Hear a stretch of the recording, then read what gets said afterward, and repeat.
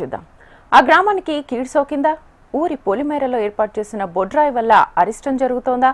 వరుస మరణాలు ఆ గ్రామాన్ని ఎందుకని వెంటాడుతున్నాయి? 90 రోజుల్లో 29 మంది గ్రామస్తులు పిట్టల్లా రాలిపోయారు. అంతుపట్టని రోగం ఆ గ్రామంపై ఎందుకు పంజా విసురుతోంది? వైద్యాధికారులకే అంతుపట్టని రోగం ఏమై ఉంటుంది?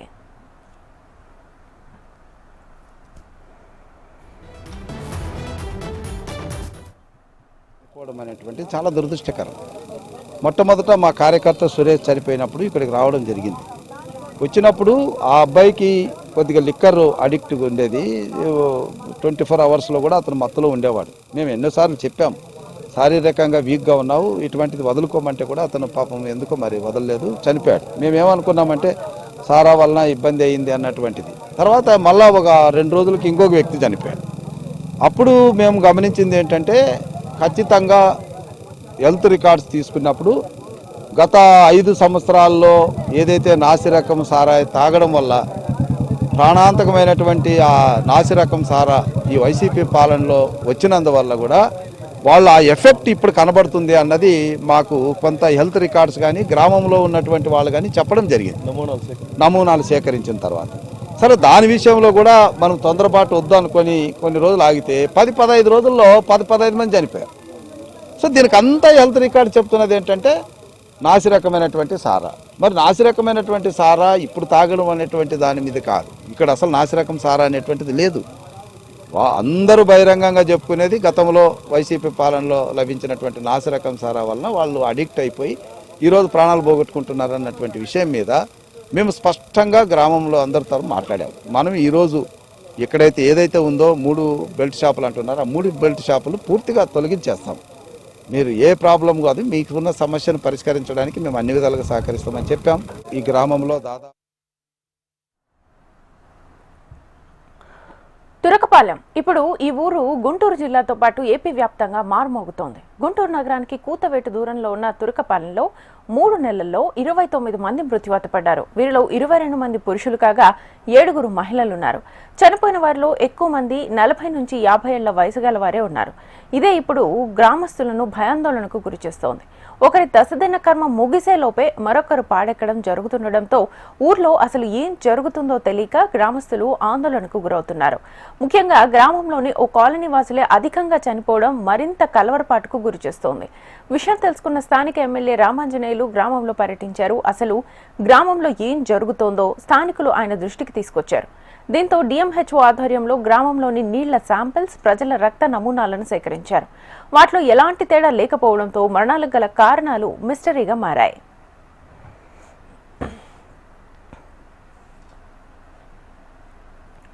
గ్రామంలో తాగునీరు బోరు చుట్టూ కలుషిత నీరు చేరిందన్న అనుమానంతో ఆ బోరు నుంచి వచ్చే నీరు తాగడం ఆపేశారు.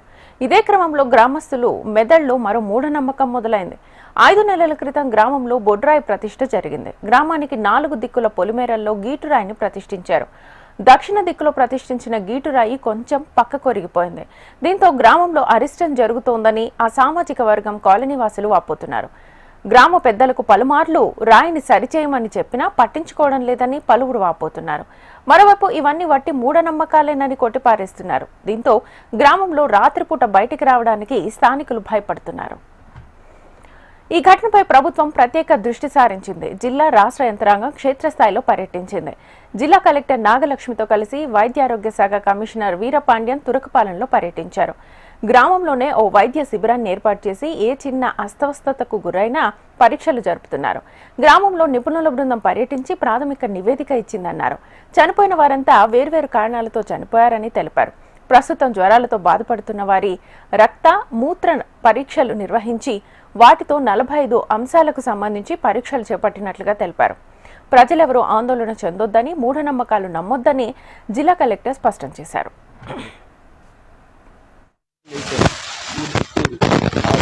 వల్ల చనిపోయారని కొంతమంది అంటున్నారు. అది కూడా ఎందువల్ల అంటే ఆ వేయాల్సిన ప్లేస్ లో వేయకుండా వేరే ప్లేస్ లో వేసారు. ఆ ప్లేస్ ఏంటంటే రైల్వే విహార్ వాళ్ళది మధ్యలో వేయడానికి వాళ్ళు ఒప్పుకోలేదు. కాబట్టి ముందలే ట్రాక్ దగ్గర వేసారనమాట. అది వేయాల్సిన ప్లేస్ కరెక్ట్ గా లేదు, వేరే ప్లేస్ లో వేశారు. అందువల్ల చనిపోయారు అంటున్నారు కొంతమంది. వచ్చేసి హెల్త్ ప్రాబ్లం వల్ల వైరస్ వచ్చిందని చెప్తున్నారు. దానివల్ల చనిపోయారని చెప్తున్నారు. ఇంకొకటి ఏంటంటే అది హాస్పిటల్ వెళ్తున్నారు, హాస్పిటల్ వెళ్ళి రికవరీ అయ్యి వస్తున్నారు, అయినా సరే 1 వీక్లో చనిపోతున్నారు. ఒకళ్ళు చనిపోయిన తర్వాత 45 దాకా చనిపోయారు, 40 నుంచి 45 మధ్య చనిపోయారు అనమాట. అంత ముందులా అంటే ఊరి మంచి కోసం చేద్దామన్న ఉద్దేశంలో వేశారు. కాకపోతే ఏంటంటే కరెక్ట్ ప్లేస్లో వేయకపోవడం వల్లే ఇలా జరిగిందని గ్రామస్తులందరూ అనుకుంటున్నారు అన్నమాట. అంటే అది ఊరి మంచి కోసమే, మేము చెప్తుంది అదే, ఊరి మంచి కోసం చేయడానికని చెప్తున్నారు. కానీ కాకపోతే ఏంటంటే వాళ్ళు వేరే విధంగా నెగిటివ్గా తీసుకొని వాళ్ళు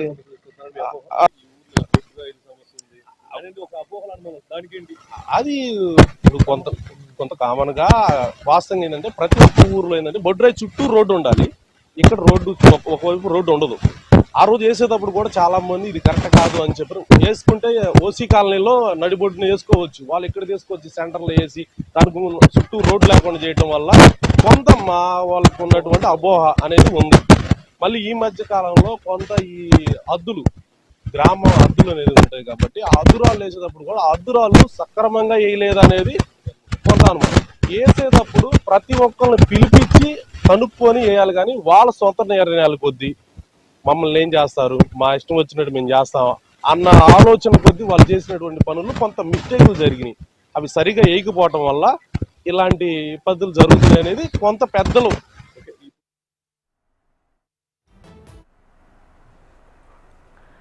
ఇటీవల గ్రామంలో పర్యటించిన స్థానిక ఎమ్మెల్యే రామాంజనేయులు రచ్చబండ నిర్వహించి ప్రజలతో మాట్లాడారు. గ్రామంలో పూర్వ పరిస్థితిని తెచ్చేందుకు కృషి చేస్తున్నామని తెలిపారు. గ్రామంలో పొలిమేరలో ఏర్పాటు చేసిన గీటురాయి పక్కకు ఒరిగిపోవడం వల్లే ఇలా మరణాలు జరిగాయని స్థానికులు చెప్పడంతో ప్రజలు ప్రజాభిప్రాయాన్ని గౌరవించి గ్రామస్తులతో మాట్లాడి పొలిమేర రాయిని సరిచేసే పనులు చేపట్టారు. అయితే ఇన్ని రోజులు గడుస్తున్నా మరణాలకు గల కారణాలు గుర్తించలేకపోవడంతో జిల్లా వైద్య శాఖపై విమర్శలు వెల్లువెత్తుతున్నాయి. ఏంటంటే ఒక అతను వచ్చిన వితిన్ 48 అవర్స్లోనే చనిపోయాడు అనేది మాకు అర్థమైంది. సో ఆ పేషెంట్ ఆల్రెడీ వచ్చినప్పుడు కిడ్నీ ప్రాబ్లము, లివర్ ప్రాబ్లము, ఊపిరితిత్తుల ప్రాబ్లంతో రావడం జరిగింది. అట్లనే ఇంకొక పేషెంట్ 45 రోజుల నుంచి జ్వరం తగ్గక తిరుగుతూ ఉండటం, ఇంకొక పేషెంట్ కూడా ఇలానే కీళ్ళ నొప్పులు, జ్వరం అని తిరుగుతూ ఉండటం, ఇట్లా హిస్టరీలు అన్నీ మ్యాచ్ అవుతూ వచ్చినాయి.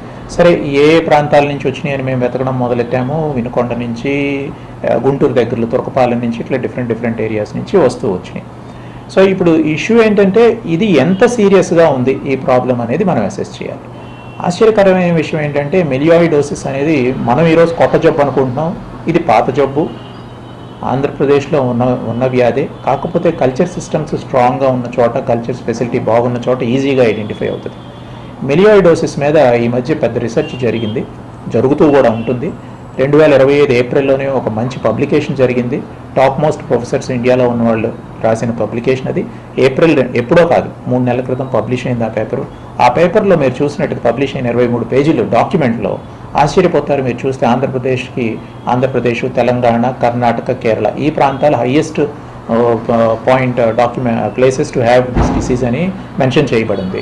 దానికి కారణం షుగర్ వ్యాధి కూడా ఒక ప్రధాన కారణంగా వాళ్ళు చెప్తున్నారు. సో మరి ఇలాంటప్పుడు ఎందుకు తేలటం లేదు అంటే ఫెసిలిటేషన్ని బట్టే తేలుతుంది. హైదరాబాద్లో నిమ్స్లో చాలా కేసెస్ తేలిని. మీరు యశోదాకి వెళ్ళండి, లేకపోతే అపోలోకి వెళ్ళండి, ఈజీగా వాళ్ళు టైమ్స్ ఆఫ్ కేసెస్ మనకు చూపిస్తారు. అట్లనే కర్ణాటక, కేరళ బార్డర్లో ఏ పెద్ద ఇన్స్టిట్యూట్లోకి వెళ్ళినా కూడా జరుగుతుంది. ఇక్కడ బేసిక్ ఏంటంటే మన రాష్ట్రంలో ఇప్పుడిప్పుడే మనం డెవలప్ అవుతున్నాం, ఫెసిలిటీస్ డెవలప్ చేసుకుంటున్నాం, ఇప్పుడిప్పుడే మన హాస్పిటల్స్ ఎదుగుతున్నాయి. నాకు తెలిసి ఎయిమ్స్, మంగళగిరి ఇట్లాంటి సెంటర్స్లో డెఫినెట్గా ఐడెంటిఫికేషన్ ప్రాసెస్ జరుగుతూ ఉంటుంది. మా హాస్పిటల్ ఒకటి, ఇంకొన్ని పెద్ద ప్రైవేట్ హాస్పిటల్స్, కార్పొరేట్ హాస్పిటల్స్లో ఇది ఐడెంటిఫై చేసే ఫెసిలిటీ ఉంది. ఇప్పుడు మనం చేయాల్సిన పని ఏంటి అంటే ముందు దీన్ని ఐడెంటిఫై చేయడానికి కావాల్సిన వనరుల్ని కొంచెం స్ట్రిక్ట్గా సృష్టించుకోవటం. అది పెద్ద కష్టమైన పని కాదు, కానీ కొంచెం కష్టపడి చేసుకోవాల్సిన పని, నేర్పించటం ఎలా ఐడెంటిఫై చేయాలి అనేది. ఇది ఈ జబ్బు గురించి. ఎక్కువగా ఏమవుతుందంటే ప్రాబ్లం ఎక్కడ వస్తుందంటే ఈ జబ్బుతో మెయిన్ ప్రాబ్లము ఇది వ్యాధి నిర్ధారణ చేయటం ఒక ఎత్తు అయితే, వ్యాధి నిర్ధారణ చేసిన తర్వాత మనిషిని ఫాలో అప్ చేయటం ఇంకొక ఎత్తు. ఇది ప్రధాన కారణం ఏంటంటే మెలియాయిడోసిస్లో మార్టాలిటీ, డెత్ రేట్ చాలా ఎక్కువ ఉంటుంది డిలేడ్గా ఐడెంటిఫై అవడం వల్ల. ప్లస్ రెండో ప్రధాన కారణం మెలియాయిడోసిస్ తిరగబెట్టే అవకాశం చాలా ఎక్కువ ఉన్న జబ్బు. మెలియాయిడోసిస్ తిరగబెట్టే అవకాశం ఉన్న జబ్బు ప్రాణాంతకమైన జబ్బు అవటం వల్ల మీరు ఆశ్చర్యపోతారు, సౌత్ ఏషియాలో ప్రతి 2 సంవత్సరాలకి కేవలం మెలియాయిడోసిస్ మీద ఒక కాన్ఫరెన్స్ జరుగుతుంది. నాకు అర్థమైంది.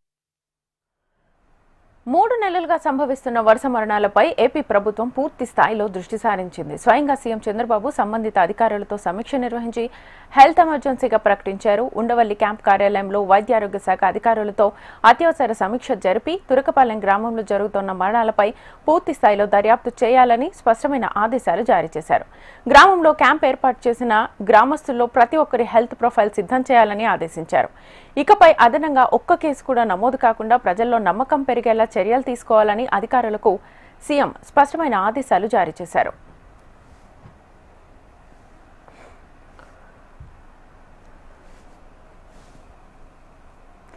ఇదే అంశానికి సంబంధించి ఫుల్ డీటెయిల్స్ మా గుంటూరు ప్రతినిధి నరసింహారావుని అడిగి తెలుసుకుందాం. నరసింహారావు,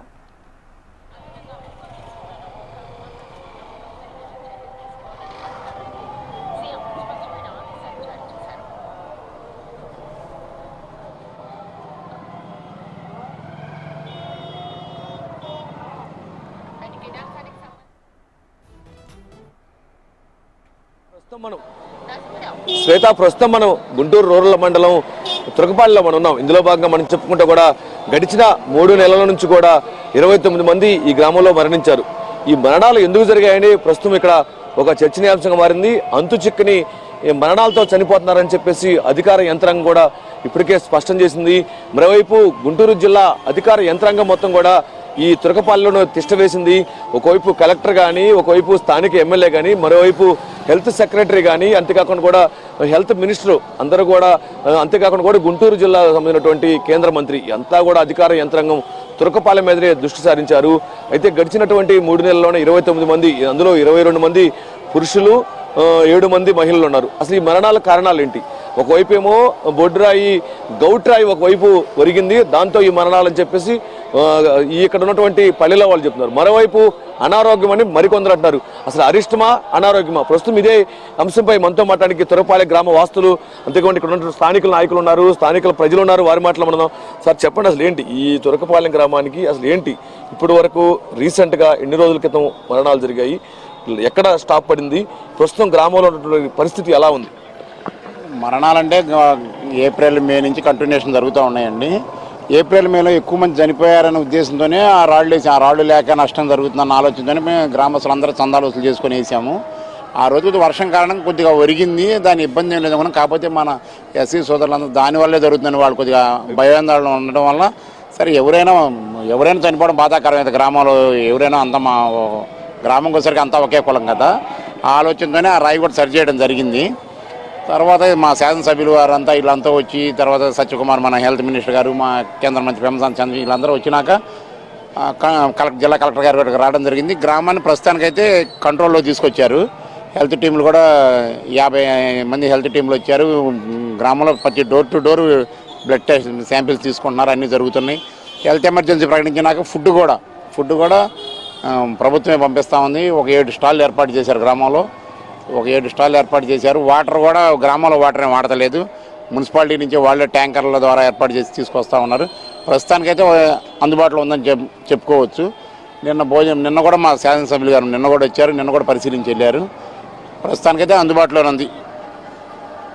సార్ చెప్పండి, ఏంటి ప్రస్తుతం పరిస్థితి ఎలా ఉంది? గ్రామంలో శానిటేషన్ కానీ, అంతేకాకుండా డ్రైనేజ్ సిస్టమ్ కానీ, త్రాగునీటి కానీ, ప్రస్తుతానికి ఇంటింటికి రక్త నమూనా పరీక్ష ఎట్లా జరుగుతుంది? మాకు మా శాసనసభ్యులు గారు, మా ఎమ్మెల్యే గారు వచ్చారండి, రామాంజనేయులు గారు. మొత్తం అంతా ఫుడ్ కానీ, వాటర్ కానీ మొత్తం ఎవరికి ఇబ్బంది లేకుండా అంతా నీట్గా జరుగుతూ ఉంది. ఇప్పుడు పరిస్థితులు కూడా కొంచెం మార్పు వచ్చి అనుకూలంగా ఉండి బాగుంది, అంతా సక్రమంగా జరుగుతుంది. ఓకే, చెప్పండి, ఏంటి ఎట్లా ఉంది గ్రామంలో పరిస్థితి? అంతేకాకుండా అసలు ఈ మరణాలతో గ్రామంలో ఒక భయాందోళన ఉంది, కొంతమందికి ఒక అరిస్ట్ సెంటిమెంట్లు ఉన్నాయి. దాన్ని ఎలా జనంలోకి అవగాహన కల్పిస్తున్నారు? ప్రస్తుతానికైతే గ్రామంలో పరిస్థితులు కాస్త సద్దుమణిగే ఉన్నాయని చెప్పేసి చెప్పుకోవచ్చండి. దాదాపుగా 3 నెలల నుంచి విపరీతమైనటువంటి ప్రజలు భయాందోళనలో ఉన్నారు. 30 మరణాలు సంభవించాయంటే అది చిన్న విషయం కాదు. కాబట్టి సకాలంలో ప్రభుత్వం వారు కూడా స్పందించడం జరిగింది. స్వయాన మన రాష్ట్ర ముఖ్యమంత్రి వర్యులు చంద్రబాబు నాయుడు గారే ఈ విషయాన్ని సీరియస్గా తీసుకొని ఈ రాష్ట్రంలో ఉన్న ఈ యొక్క గ్రామాన్ని అదుపులోకి తెచ్చే విధంగా ఆయన సఫరీలు చేస్తూ ఉన్నారండి. హెల్త్ మినిస్టర్ గారు కానీ, కేంద్ర మంత్రి గారు కానీ ఎప్పటికప్పుడు పర్యవేక్షిస్తూ ఉన్నారు. ప్రస్తుతానికైతే వాతావరణం కొంచెం సద్దుమణిగిందనే చెప్పవచ్చు. ఇంకా పూర్తి స్థాయిలో 100% పూర్తి స్థాయిలో ఈ యొక్క గ్రామాన్ని అదుపులోకి తీసుకురావాలని చెప్పేసి మేము కోరుతున్నాము. ఈ హెల్త్ ఇంకా చిన్నపిల్లల్లో ఇప్పుడిప్పుడే కాస్త చిన్నపిల్లల్లో కూడా జ్వరాలు అవి మొదలవుతూ ఉన్నాయి. చిన్నపిల్లల మీద కూడా దృష్టి పెట్టాలని చెప్పేసి మేము పీడియాట్రిక్ వైద్యులను కూడా ఇక్కడ పంపించి పూర్తి స్థాయిలో గ్రామంలో ఉన్న ప్రతి ఒక్క వ్యక్తిని పూర్తి స్థాయిలో పర్యవేక్షించాలని చెప్పేసి మేము కోరుతూ ఉన్నాం. ఈ 3 రోజుల నుంచి కూడా నిన్నటి నుంచి ప్రభుత్వం వారే ఫుడ్ మంచినీరు అందించడం జరుగుతుందండి. ఇంకా ఈ పరిస్థితి వారు సకాలంలోనే తొందరలోనే అదుపులోకి తెస్తారని చెప్పేసి మేము ఆశిస్తూ ఉన్నాం. జీజీహెచ్ సూపరింటెండెంట్ సార్, ఏంటి ఈ గ్రామంలో ఉన్నటువంటి పరిస్థితి ఎలా ఉంది? అసలు ఈ వ్యాధికి అంతుచిక్కిన వ్యాధి అనేది లేకపోతే అంతుచిక్కిన మరణాలని ఒక అపోహలో అనుమానాలు ఉన్నాయి. ప్రస్తుతానికి ఈ గ్రామస్తులకు ఏం చెప్పబోతున్నారు? ప్రస్తుతం గ్రామంలో జ్వరాలు కానీ ఒళ్ళు నొప్పులు కానీ అట్లాంటి డిసీజులు ఏమి రాకుండా కంట్రోల్లో ఉందా? ఎలా ఉంది పరిస్థితి? నమస్తే. తురకపాలెం గ్రామం నుండి doctor Ramana Yashasvi, superintendent government general hospital Guntur. తురకపాలెంలో దురదృష్టవశాత్తు ఒక బ్యాక్టీరియా, ఇది సౌత్ ఇండియాలో అన్ని చోట్ల ఉంటుంది, నేలలో ఉంటుంది, ఇది అలాగే కలుషితమైన నీటిలో కూడా ఉంటుంది. అయితే ఇవాళ ఇది ఒక అవుట్ బ్రేక్ లాగా వచ్చింది. ఏ బ్యాక్టీరియా కానీ ఏ వైరస్ కానీ మనం చూసాం, మన కోవిడ్ కూడా అంతకుముందు అక్కడ ఉంటుంది అది, కానీ సడన్గా ఒక చోట బయటకు వస్తుంది. అలాగే ఇక్కడ కూడా ఒక మనిషిలో అది ప్రవేశించి అక్కడి నుంచి అక్కడ ఉన్న వాతావరణంలోకి అది ప్రవేశించింది. వాతావరణం అంటే నేలలోకి నీటిలోకి ప్రవేశించి, అందుకని మిగతా వాళ్ళకి కూడా వస్తుంది అది. ఇది మనిషి నుంచి మనిషికి రాదు, కానీ నేల నుంచి నీటి నుంచి పక్క వాళ్ళకి వచ్చే అవకాశం ఉంది. అదే వాతావరణం, అదే నీరు, అదే వాటర్ ఉంటుంది కాబట్టి మిగతా వాళ్ళకి వచ్చి కొంచెం అవుట్ బ్రేక్ లాగా వచ్చింది. అయితే అన్ని మరణాలకి ఇది కారణం కాదు. ఇప్పటి వరకు ఇద్దరే ఈ బ్యాక్టీరియాతో చనిపోయారు. ఇప్పుడు ఒకళ్ళు ఈ బ్యాక్టీరియాతో ప్రైవేట్ హాస్పిటల్లో ప్రూవ్ అయిన కేసు ఒకటి మంచిగా కోలుకుంటున్నాడు అతను. సో ఇలాంటి మాకు గవర్నమెంట్ జనరల్ హాస్పిటల్ ఇప్పటి వరకు 6 అడ్మిట్ అయ్యారు. ఆ 6 స్టేబుల్గా ఉన్నారు. వాళ్ళకైతే కల్చర్ టెస్ట్ పంపించాము. ఇంకా మనకి ఈ బ్యాక్టీరియాని మాత్రం ఇంతవరకు రాలేదు. ఈ బ్యాక్టీరియా లక్షణాలు ఎలా ఉంటాయి అసలు? ఇది మొదలయ్యేది ఫీవర్తో మొదలవుతుంది. దీని ముఖ్య ప్రధాన లక్షణము ఫీవరు. అలాగే ఇది ముఖ్యంగా ఎఫెక్ట్ చేసేది 45 నుంచి 60 ఏళ్ల లోపు వాళ్ళు, షుగర్ ఉన్న వాళ్ళు. 75% షుగర్ ఉన్న పేషెంట్సే ఉంటారు వీళ్ళు. కాళ్ళ మీద పగుళ్ళు కానీ, కాళ్ళల్లో ముళ్ళు గుచ్చుకోవడం కానీ, షుగర్ వల్ల కాళ్ళకి స్పర్శ తగ్గిపోయే పుండ్లు ఉండటం వల్ల ఆ మట్టిలో ఇది ఉండి, సపోజ్ మాగాణిలో పనిచేసే వాళ్ళు, క్వారీల్లో మట్టిలో పనిచేసే వాళ్ళు, వీళ్ళకి అగ్రికల్చర్ ల్యాబొరేటరీస్లోనే ఎక్కువ వస్తుంది. అదే జరిగింది ఈ తురకపాలెం గ్రామంలో కూడా. సో అలాంటి ఫీవర్ రావటము, జాయింట్ పెయిన్స్ రావటము, అట్లాగే జలుబు దగ్గు లాంటి రావటము, అంటే రెస్పిరేటరీ ట్రాక్ట్ ఇన్ఫెక్షన్లా ప్రజెంట్ అవుతుంది. కొంచెము శ్వాసకోశ ఇబ్బందులు, ఆయాసం రావటం కూడా జరుగుతుంది.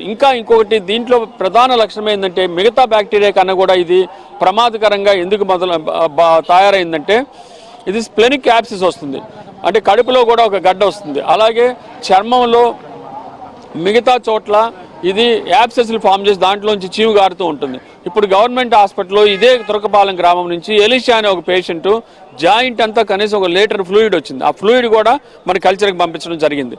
అది రిపోర్ట్ వస్తుంది. అతను మాత్రం డెఫినెట్గా ఈ బ్యాక్టీరియా ఉందేమన్నట్లుగా ఉన్నాడు పేషెంట్ లక్షణాలను బట్టి.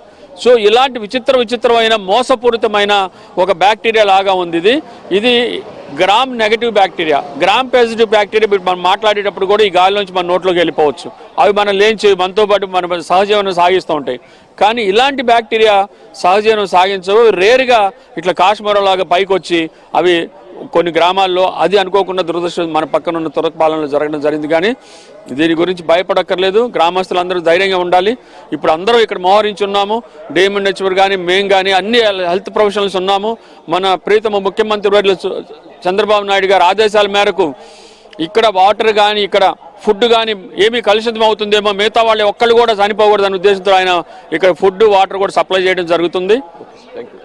సో ఇది మనం చూసుకున్న మొత్తానికి తురకపాలెం గ్రామంలోనే అధికార యంత్రాంగం మొత్తం కూడా తిష్ట వేసింది. అంతేకాకుండా కూడా ఇప్పటి వరకు జరిగినటువంటి మరణాలు ఇంతటితోనే పులిస్టాప్ పడాలి, ఇంకొక మరణం ఈ గ్రామంలో చోటు చేసుకోకూడదని చెప్పేసి కూడా అధికార యంత్రాంగం పూర్తి స్థాయిలో కూడా నిమగ్నమైనట్టు మనం చెప్పుకోవచ్చు. మరోవైపు ఈ గ్రామంలో ఒక బ్యాక్టీరియా అనేది రావటం వల్లే దాంట్లో ఉన్నటువంటి ఎవరైతే ఉన్నారో వాళ్ళ కుటుంబ సభ్యులు కానీ ప్రస్తుతం ఇప్పుడు కొంతమంది జీజీహెచ్లో అడ్మిట్ అయినారు. వాళ్ళ శాంపిల్స్ తీసాము. దానివల్లే ఆ బ్యాక్టీరియా వల్లే ఈ మరణాలు చోటు చేసుకుంటున్నాయని చెప్పేసి ఇప్పుడున్నటువంటి జీజీహెచ్ సూపరింటెండెంట్ ఎస్ఎస్ రమణ చెప్తున్నారు. మరోవైపు ఇక్కడ ఉన్నటువంటి స్థానికులు కూడా ప్రస్తుతం అయితే గ్రామంలో ఒక కంట్రోల్లోకి వచ్చిందని చెప్పేసి కూడా స్థానికులు కూడా చెప్తున్నారు. Over to Hyderabad studio. Right Narasimha, thank you.